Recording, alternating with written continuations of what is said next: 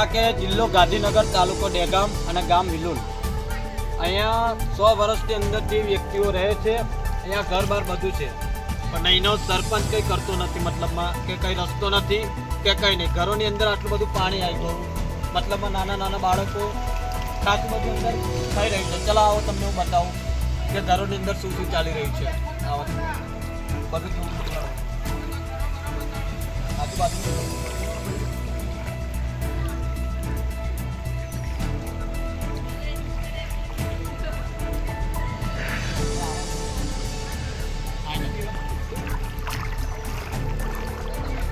તો ખાલી કહું તો ઉતરો.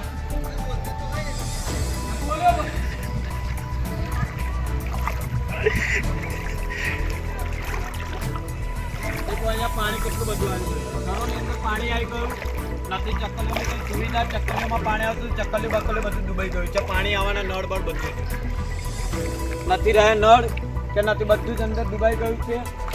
નાના નાના બાળકો પણ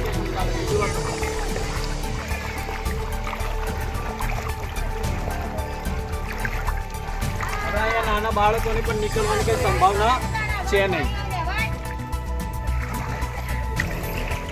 નથી અહીંયા કોઈ મન પર લેતું નથી કે નથી ગામજનો તો કોઈ અહીંયા સુવિધા કંઈ કરી નથી.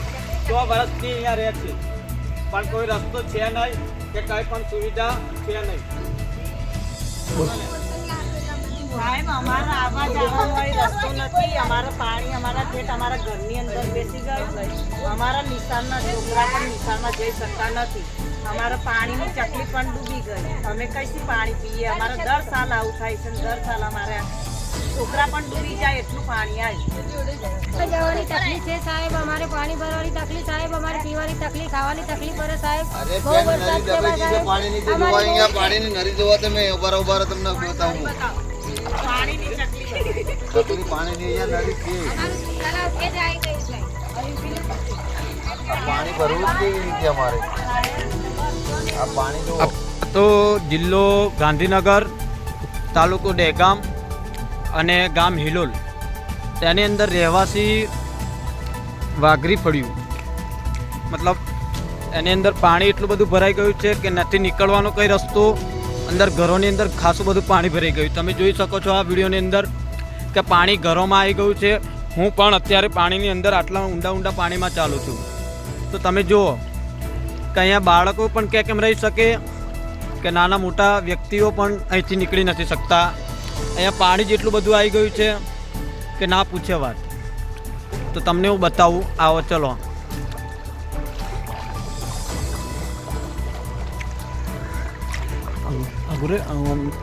આ જો આ માણસ પણ કેટલી અંદર પાણીની અંદર ચાલે છે. આ જો અંદર વાળામાં પણ એટલું પાણી, ઘરોમાં પણ એટલું પાણી આવી ગયું છે. આ નાના નાના બાળકો રડે પણ છે કે રહેવું કે કેમ ઘરોની અંદર. અહીંયા કોઈ રસ્તો પણ નથી. પાણી એટલું બધું આવી ગયું કે ના પૂછે વાત. આ જો બાળકો, આની અંદર રહેવું જ કે કેમ? ઘરોની અંદર પાણી પી ગયું.